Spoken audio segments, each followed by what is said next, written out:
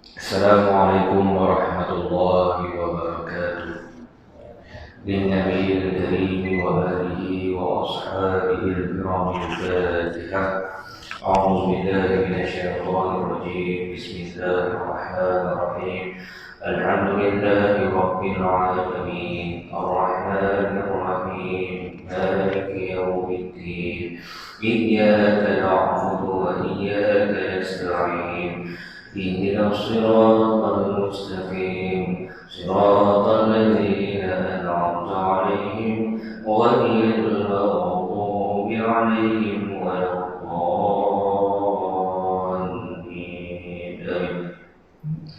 الحمد لله رب العالمين وبه نستعين وعلى أمور الدنيا والدين والصلاة والسلام على رسول الأمين سيدنا محمد وعلى آله وأصحابه ومن تبعهم بإحسان إلى يوم الدين. سبحانك لا علم لنا إلا ما علمتنا إنك أنت السميع العليم وتب علينا إنك أنت التواب الرحيم. قال رب اشرح لي صدري ويسر لي أمري واحلل عقدة من لساني يفقهوا قولي. رضينا بالله ربا وبالإسلام دينا وبمحمد نبيا ورسولا أما بعد. Yang dihormati pengurusi Masjid Jami' Baik Kasih beserta dengan ajaran puasa yang dimuliakan Tuan Imam, Tuan Bilal, Tuan-Tuan Haji, seterusnya hadirin yang dirahmati Allah sekalian. Alhamdulillah, pertama dan selamanya marilah kita merafakkan setinggi-tinggi kesyukuran kehadrat Allah Subhanahu wa taala. Kerana pada malam ini Allah SWT telah memilih kita untuk sama-sama kita berada di rumah Allah ini, menunaikan kewajipan kita, menunaikan solat fardu maghrib berjemaah, dan seterusnya diikuti dengan kuliah ilmu. Seterusnya nanti kita akan solat insya-Allah berjemaah. Alhamdulillah tuan-tuan, berapa ramai orang-orang yang di luar sana yang Allah tidak gerakkan hatinya untuk datang ke rumah Allah. Tetapi pada malam ini kita dipilih. Kita dipilih tuan-tuan. Kita datang ke rumah Allah ini, Allah gerakkan hati kita datang supaya kita dapat berjemaah. Sebagaimana kita tahu, solat berjemaah ini pahalanya ataupun darjatnya 27 kali ganda berbanding kita solat bersendirian. Kan? Kalau kita solat dekat rumah seorang-seorang dapat satu, tapi bila kita datang masjid kita berjemaah maka dapat 27. Cuba tuan-tuan kira daripada subuh sampai waktu isyak berapa banyak kita dapat berbanding dengan kita solat sendirian. Alhamdulillah tuan-tuan, terima kasih juga kepada Tuan Imam kita. Telefon saya pukul 5. Saya ingatkan minggu depan tuan-tuan. Sebab saya ingatkan ialah hari Senin hari ini 1 hari bulan. Dia kata macam bukan 1 hari bulan. Sebab saya tengok kalender tu ada 5 minggu. Minggu ada 5 minggu bulan ni. Tak salah saya lah. Saya ingatkan minggu depan. Jadi saya buat tak tahu je lah. Kan? Lepas tu dah telefon, alamak saya kata. Sebab tadi pagi pun saya pergi Batu Pahat, ada taklimat. Maklumlah sekolah dah nak buka tuan-tuan 8 hari bulan sekolah dah buka. Ada banyaklah sikit kerja yang kita kena buat. Besok pun kena datang ke sekolah sebab ada pegawai yang datang. Nak tengok sekolah sama ada dah bersedia atau belum untuk menerima murid-murid. Macam-macam kita kena buat. Kena buat tanda tanda penjarakan, kena sediakan mereka punya tempat basuh tangan dan sebagainya. Jadi tuan-tuan dan rahmat Allah, syukur kita hampir setahun juga kita tak bertemu.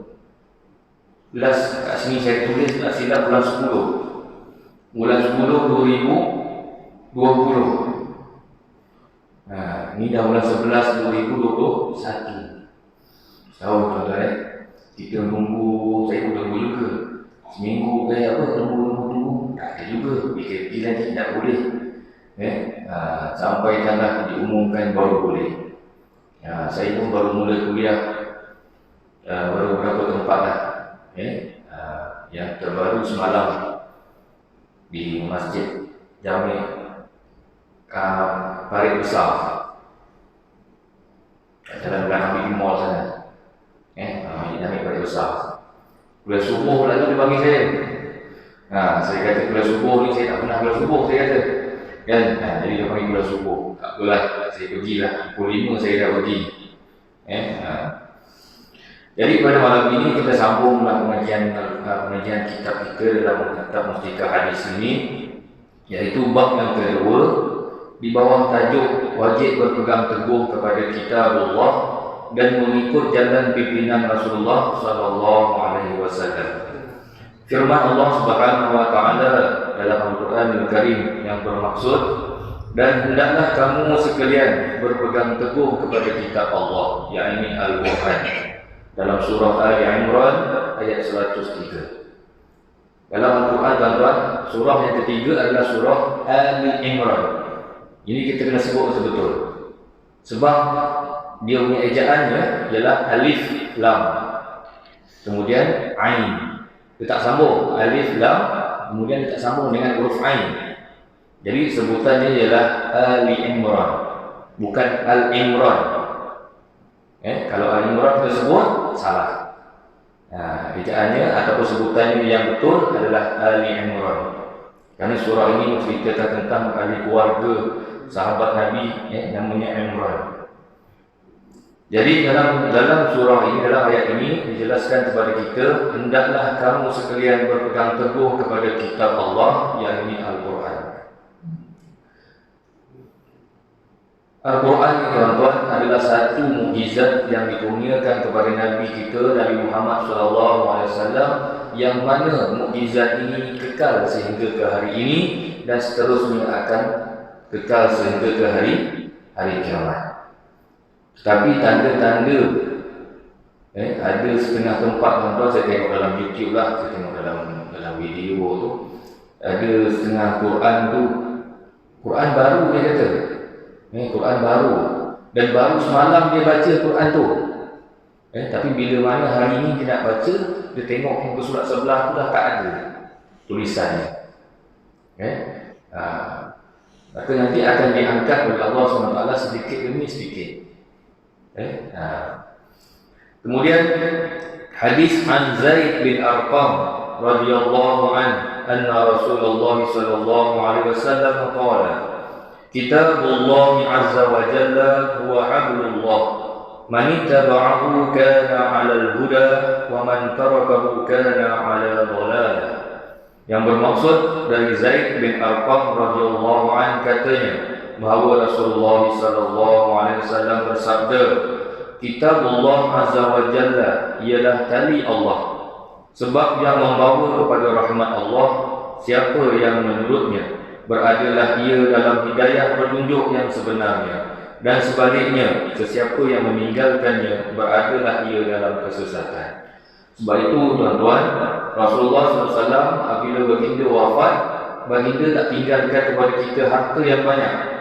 Baginda cuma meninggalkan kepada kita dua perkara, iaitu Al-Quran dan juga Sunnah Nabi. Kalau kepada dua perkara ini, kalau kita pegang teguh kepadanya, maka kita akan jadi lebih kaya daripada harta-harta yang kita ada dekat dunia. Kita akan lebih kaya di akhirat nanti. Sebab itulah Rasulullah tinggalkan kepada kita kitabullah Al-Quran. Jaga dan pelihara Al-Quran. Kalau boleh tuan-tuan, baca Al-Quran, bacalah sekali dia punya terjemahan.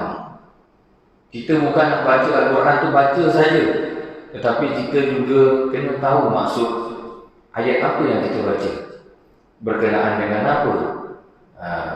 Barulah akan menimbulkan rasa kefahaman dalam diri kita. Ada setengah orang dia baca, tapi bila kita tanya, apa maknanya ni? Tak tahu. Orang yang lebih bagus, kalau nak baca pun boleh baca. Memang kita tuntut untuk baca Al-Quran.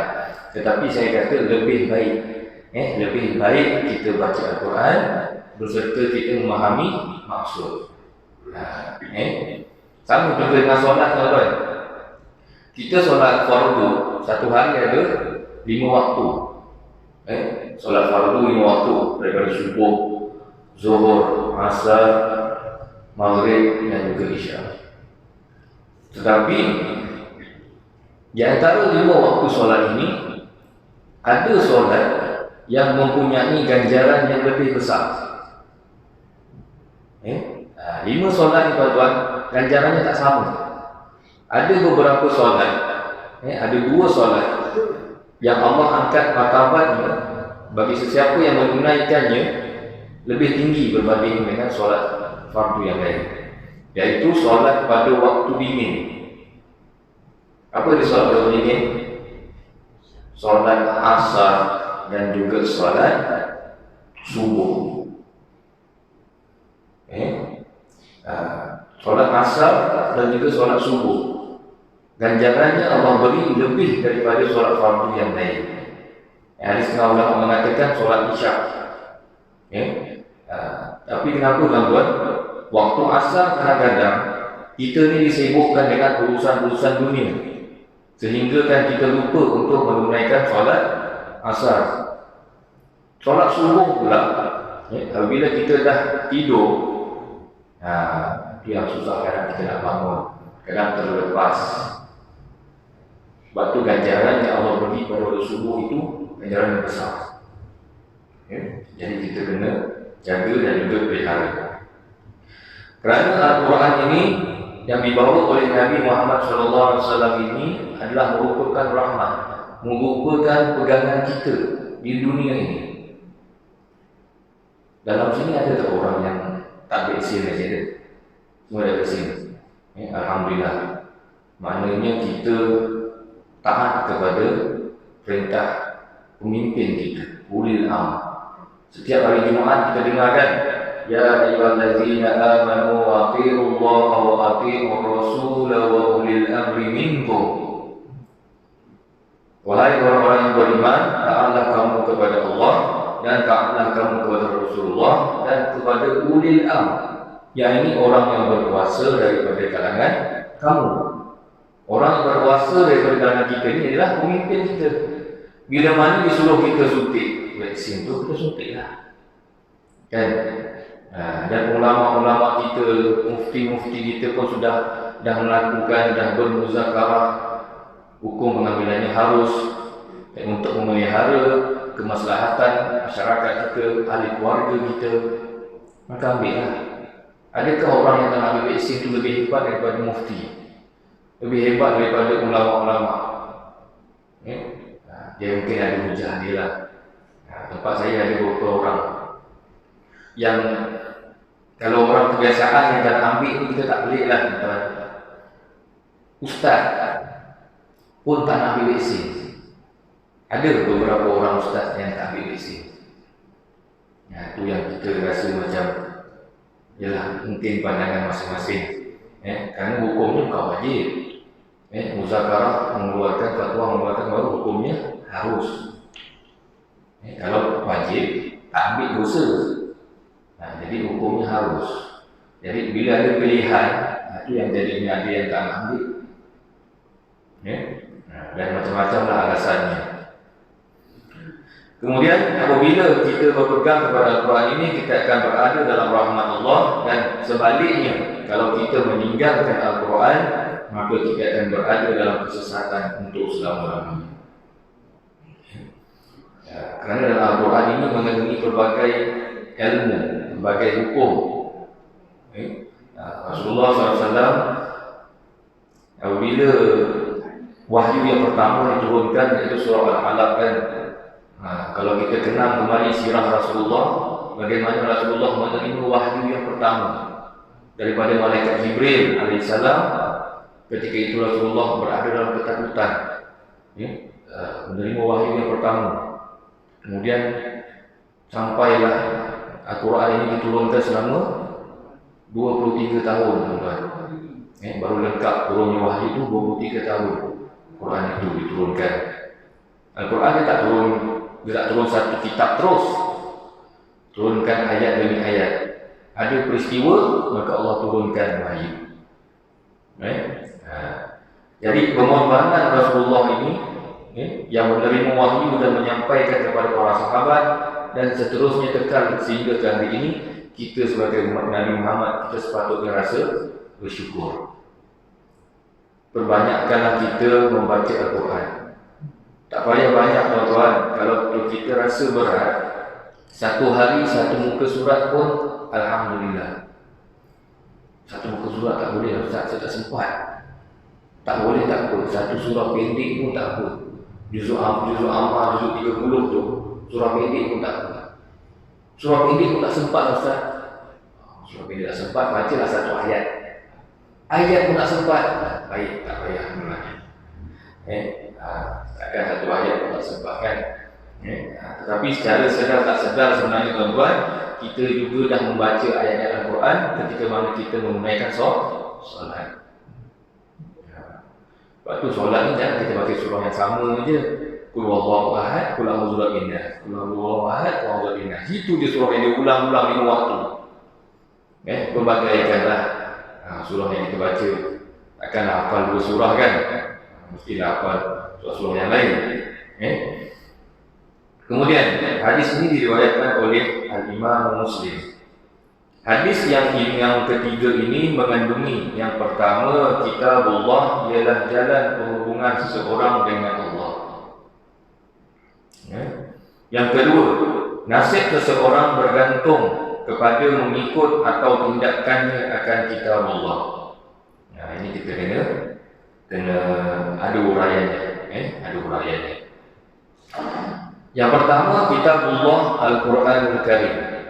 Allah Subhanahu wa taala Tuhan pencipta alam seluruhnya dan pencipta manusia khasnya. Manusia tidaklah seperti keadaan kayu dan batu dan tidaklah seperti keadaan haiwan yang lain. Tetapi manusia adalah sejenis makhluk yang kejadiannya tersusun dari jasmani dan rohani. Dalam Al-Quran tuan-tuan ada menerangkan kepada kita tentang bagaimana manusia ini diciptakan oleh Allah. Daripada setitis air mani, segumpal darah, sebuah daging dan sebagainya, terus sampai kita jadi manusia yang sempurna. Ada diterangkan dalam Al-Quran. Serta berkeadaan dengan sifat-sifat istimewa berbanding dengan makhluk-makhluk yang lain. Sebab itu kita ni manusia, dengan berbanding dengan makhluk-makhluk yang lain ini, kita ini keistimewaannya lebih kerana kita dikurniakan akal fikiran. Tapi kalau kita tak gunakan akal kita dengan baik, bermaksud kita ini lebih teruk berbanding dengan makhluk-makhluk yang lain. Sebab itu akal kita ni kita kena gunakan. Allah dah kurniakan kepada kita akal yang waras. Maka gunakan. Kemudian, oleh itu maka tak patut manusia hanya tinggal manusia. Tidak lebih dari itu, bahkan wajiblah ada perhubungannya dengan Allah penciptanya. Kita ni tuan-tuan, dia ada hablum minallah wa hablum minan nas. Hubungan kita dengan Allah dan juga hubungan kita sesama manusia. Alhamdulillah saya tengok masjid, jemaah masjid ni saya tengok dalam Facebook Saya tengok dalam Facebook. Terima kasihlah yang masukkan dalam Facebook. Saya tengok alhamdulillah banyak bantuan-bantuan yang diberi kepada penduduk area kampung yang ada kena Covid dan sebagainya kan. Alhamdulillah. Kita sama-sama mengeluarkan bantuan meringankan beban orang yang dalam ditimpa ujian. Tahniahlah. Itulah gunanya duit orang sumbang, duit orang derma. Jangan simpan dalam tabung. Bukannya kita nak buat pertandingan kumpul siapa masjid mana yang kumpul paling banyak duit. Ini pun tengah buat apa ni? Alhamdulillah tak putus rezeki. Mudah-mudahan penduduk sini, karyawan sini mudah-mudahan dilimpahkan rezeki. Barang siapa yang ada berinfak tuan-tuan di rumah Allah ini, untuk pembinaan masjid dan sebagainya, pahala itu akan berterusan. Katakanlah kita tengok apa kat masjid kita ni yang kurang, apa yang kita boleh sumbang. Sumbang tak perlu banyak pun tuan-tuan, tak perlulah 1,000, 2,000, 10,000. Seberapa yang kita ada, sumbanglah. Contoh tengok kat depan sini tengah buat bangunan baru pembinaan kan. Dulu tengok, itu simen macam dah habis, macam nak habis simen, dah tak cukup lagi. Pergi beli satu kapit simen, bagi kat situ dan dia. Niat kita sedekah. Orang guna tuan-tuan, selagi mana benda itu digunakan dan berada kekal di dalam masjid ni, pahala kita yang kita sedekah tu berterusan pahala itu. Buat apa nak malu? Kan, takkanlah mengurusi imam cakap apalah sumbang simen sampai je. Tak ada. Seberapa yang kita sumbang, kita terima. Yang penting niat kita ikhlas kerana Allah. Cukup. Tak nak orang tahu, kita diam-diam. Diam-diam. Diam-diam, jangan beritahu orang. Janganlah bagi tahu orang, kita adalah kita derma, kita sumbang cuma sekampit simen, kita cerita satu kampung, buat apa? Diam-diam je. Itu adalah amalan kita yang kita akan dapat pahalanya berterusan walaupun kita telah meninggal dunia. Sedekah jariah. Masjid ni saya tengok dah cukup lah, aircon semua dah ada, okey lah. Cuma tengoklah mana-mana yang kurang, yang kita boleh infak, Al-Quran ke, sejadah ke, surah Yasin ke, kita nak infakkan, dia silakan. Kemudian itu ialah hubungan kita dengan Allah. Cara mana kita nak dekatkan diri kita dengan Allah adalah mentaati segala perintah Allah dan meninggalkan segala larangannya. Dan salah satu cara yang kita boleh mendekatkan diri dengan Allah adalah melalui solat. Solat ni kita semayang, itu hubungan kita terus dengan Allah. Terus. Sebab tu ada orang kata, solatlah kamu seolah kamu ni depan kita ni. Depan kita ni Allah sedang memerhati kita solat. Ni solat kadang-kadang fikir benda lain. Melayang-layang fikirannya. Mentang-mentang dah boleh rentas negeri ni. Waktu semayang tu ingat nak pergi mana lepas ni. Dah boleh makan kat kedai, dah boleh ngeteh kan. Malam ni nak ngeteh apa kemudian seterusnya, maka jalan perhubungan seseorang dengan Allah itu tidak lain melainkan Al-Quran Karim. Dalam Al-Quran ada keterangan dan ada tunjuk ajar untuk seseorang mencapai keselamatan. Ada yang berupa suruhan, ada yang berupa larangan, sama ada dalam pembahagian ibadah maupun dalam pembahagian bidang-bidang kehidupan yang wajib dipatuhi di mana seseorang itu berada dan dalam zaman mana ia hidup hingga hari kiamat. Jangan kita kata Al-Quran ini dah tak sesuai. Hukum-hukum yang terdapat dalam Al-Quran itu diamalkan ataupun hukum itu dilaksanakan sehingga hari kiamat. Sebagai contoh, hukum hudud. Hukum hudud, kalau kita mencuri potong tangan. Ada setengah orang mengatakan bahawa hukum itu dah tak sesuai zaman sekarang. Tak sesuai. Sedangkan hukum ini adalah hukum Allah yang akan berterusan sehingga hari kiamat. Kemudian itulah sebabnya Al-Quran itu disifatkan dengan tali Allah yang teguh kukuh. Sesiapa yang berpegang dengannya selamatlah ia, dan sesiapa yang mencuaikannya binasalah dia. Sebab itu tuan-tuan, di antara ataupun pertolongan yang kita boleh harapkan ketika mana di Yaumul Mahsyar nanti adalah daripada Al-Quran. Kalau kita hidup dekat dunia ni, Al-Quran dekat atas almari sampai berabuk-abuk, tak buka-buka, macam mana nanti di Yaumul Mahsyar nanti, bagaimanakah kita nak minta syafaat daripada Al-Quran? Selain daripada Nabi, Al-Quran juga boleh memberikan syafaat bagi orang yang membacanya. orang yang memelihara kemuliaan Al-Quran. Jadi baca tuan-tuan, jangan kita tinggalkan kesian Al-Quran sampai dekat atas berobok, bergabuk-gabuk dia.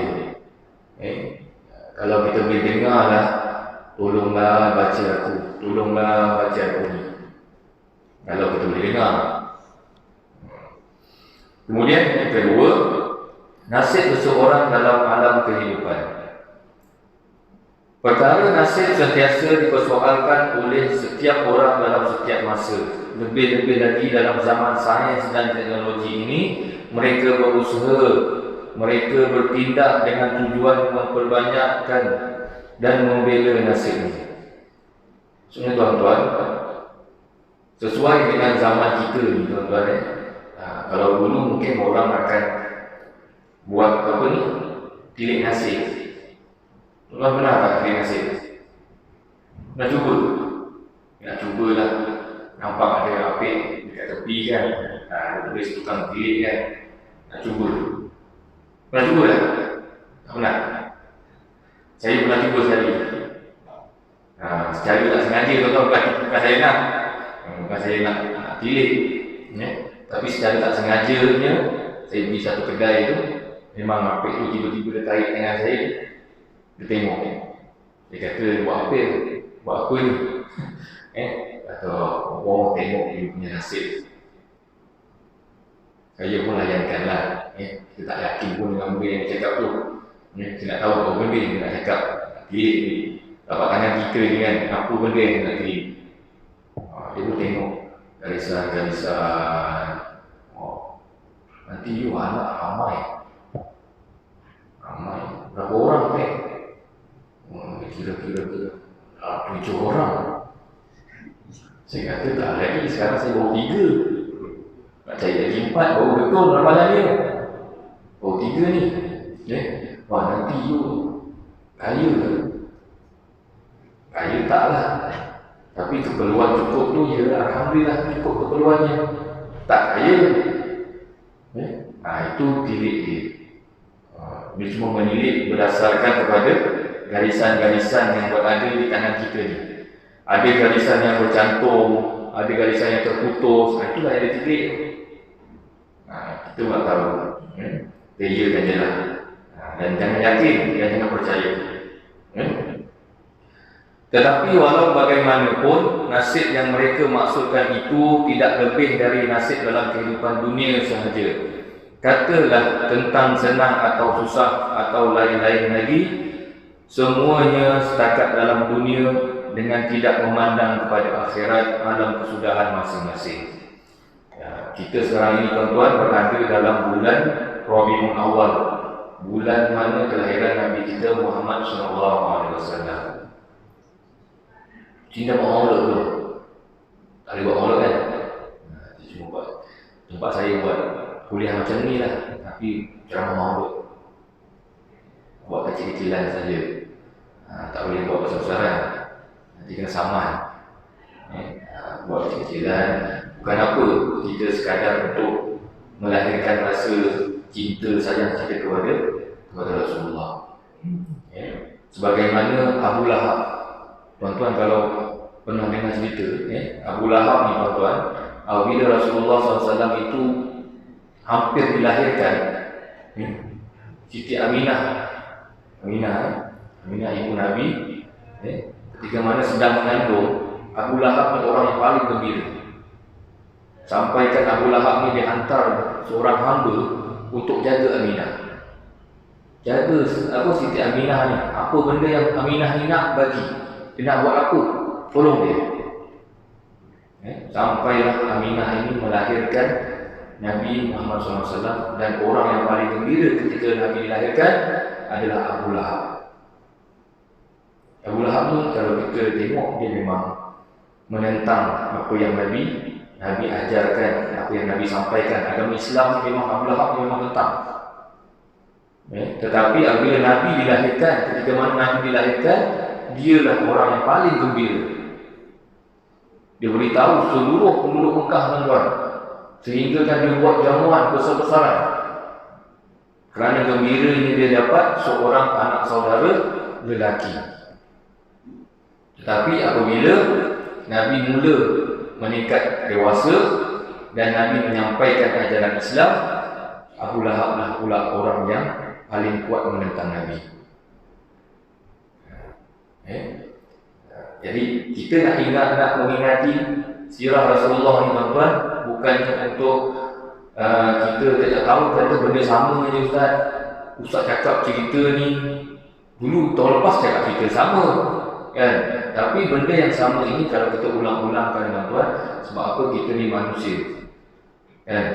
Sirah Nabi ini kita perlu ulang-ulang supaya kita ingat dan akan terus ingat. Kerana Nabi ini adalah Nabi kita, orang yang paling kita sayang, dan Nabi juga sayangkan kita. Jadi sirah-sirah Nabi ini kita perlu ambil tahu, kita perlu ingat. Bukan sahaja sekadar sampai waktu maulud, tetapi hari-hari kita kena perbanyakkan selawat ke atas Nabi. Tuan-tuan pernah dengar cerita tentang bagaimana seorang sahabat Nabi yang namanya Uqashah bin Malik. Benar tak cerita Uqashah bin Malik? Ketika mana Rasulullah ketika itu, ini cuma cerita lah, kita cerita dulu. Ketika mana Rasulullah hampir wafat, Rasulullah pergi ke atas mimbar, maka Rasulullah berkata, di bawah ni semua para sahabat ni, para sahabat Nabi. Jadi Nabi naik atas mimbar, Nabi berkata, wahai sahabatku sekalian, pada hari ini sesiapa yang ada berhutang dengan aku ataupun yang ada aku berhutang dengannya, sila buat tuntutan pada hari ini. Nabi kata dengan sahabat dekat atas mimbar depan sahabat, sesiapa yang aku ada berhutang dengan dia, maka tuntutlah hari ini. Semua sahabat tak bangun, tak bangun. Nama ada hutang kan? Tiba-tiba bangun seorang sahabat yang namanya Uqashah bin Malik. Bangun, ya Rasulullah, aku nak tuntut. Kalau apa yang aku ceritakan ini kau rasa dia hutang, maka aku nak tuntut daripada kau, ya Rasulullah. Maka Rasulullah kata, apa dia yang aku berhutang dengan kau, wahai Uqashah? Maka Uqashah pun cerita, wahai Rasulullah, kau ingat tak ketika mana dulu perang Uhud? Ketika mana perang Uhud dulu, engkau naik kuda, aku berada di bawah. Ketika mana engkau nak pukul punggung kuda tu, bontot kuda, kan dulu kalau nak pukul tu pakai tali kan.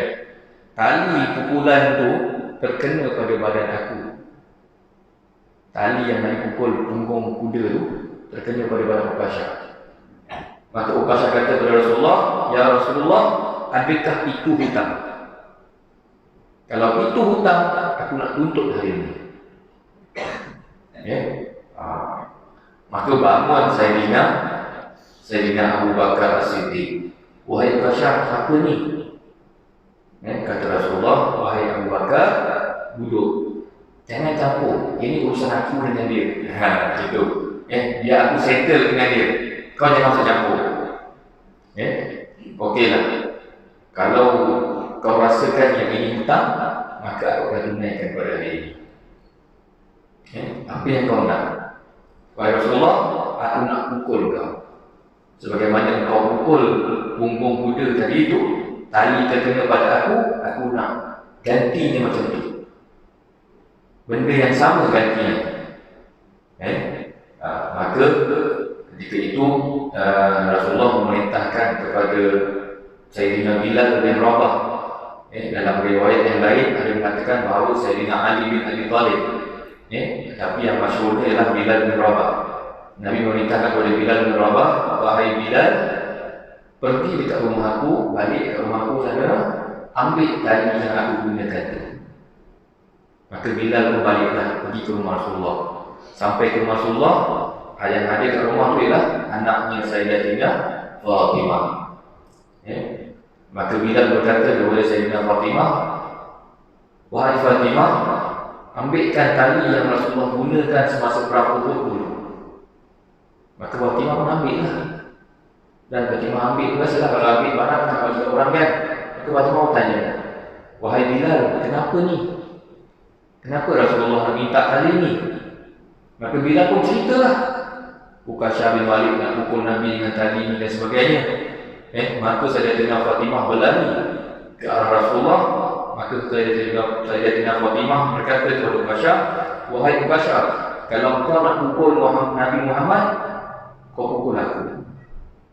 Kerana aku ni adalah anak Nabi, aku yang layak dipukul, bukan Rasulullah.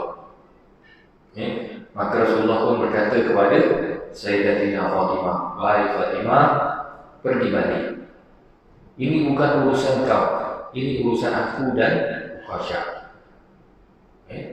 Kalau kita dengar cerita ni tuan-tuan, apa pandangan tuan-tuan tentang ni? Cerita belum habis ni. Kalau kita dengar cerita tentang Uqasyah ni, kita rasakan macam sahabat Nabi Uqasyah ni orang yang apa benda ni, dia nak pukul Nabi kan? Kemudian apabila Nabi dah ambil tali tu, dan Nabi serahkan kepada Uqasyah supaya pukul Nabi, gunakanlah tali untuk pukul aku. Bagaimana dulu kau tak kena pada tali tu, pukul aku. Maka Uqasyah tak cukup lagi tuan. Wahai Rasulullah, ketika mana kau pukul dulu, aku berada di bawah, engkau di atas. Sekarang ini aku nak engkau kat bawah, aku kat atas. Ini kalau kita ada kat situ ni memang nak kena dah Uqasyah tu kan? Kau turun ya Rasulullah, ya aku di atas. Baru balik. Masa aku terkena tali itu dulu, kau atas kuda, aku kat bawah. Sekarang ni kau kat bawah, aku naik ke atas. Okeylah, Rasulullah turun, Uqasyah naik ke atas. Ingatkan nak pukul dah. Uqasyah pukul lah kata Nabi. Wahai Rasulullah, ketika mana dulu kau pukul, terkena tali kepada aku, ketika itu aku tak pakai baju ya Rasulullah. Tolong buka baju. Disuruh pula Rasulullah buka baju tuan-tuan. Ketika itu bangun Sayyidina Umar bin Al-Khattab. Wahai Uqasyah, engkau ni dah melampau. Kita tahu cerita tentang Sayyidina Umar yang mana seorang sahabat yang bengis, yang garang, yang sanggup berjuang demi agama Islam dengan Rasulullah. Bangun Sayyidina Umar, dimarah oleh Uqasyah. Maka Nabi pun berkata juga kepada Sayyidina Umar, wahai Sayyidina Umar, duduk. Ini bukan urusan kau dengan aku, ini urusan aku dengan Uqasyah. Dia aku settlekan. Maka Rasulullah pun buka baju tuan-tuan. Buka baju. Sahabat ni kat depan ni. Nabi buka baju. Kalau kita baca sirah Nabi, di antara belakang badan Nabi ni ada satu tanda. Khatamul Nubuwah, Nabi yang terakhir. Maka ketika itu Nabi buka saja baju. Apa yang Uqasyah buat tuan-tuan? Uqasyah pukul tak? Ada dua sikit lagi.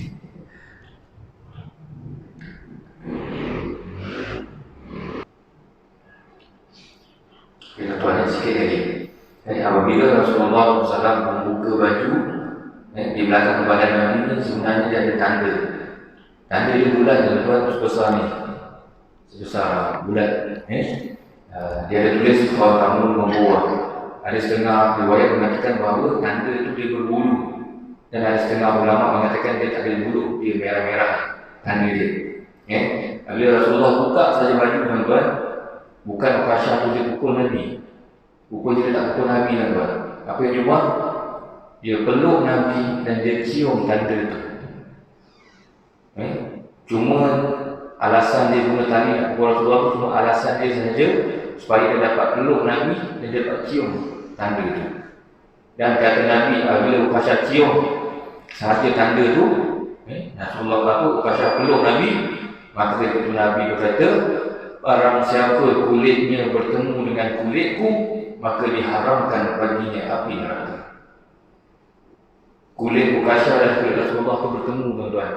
Maka Rasulullah kata, barang siapa kulitnya bertemu dengan kulitku, diharamkan Nabi. Itu sebenarnya niat basyar. Bukan yang pukul Nabi pun. Seorang sahabat akan pukul Rasulullah. Jadi tuan-tuan, saya rasa itu sahajalah untuk malam ini. Sebab lepas ini kita ada majlis yang lain kan.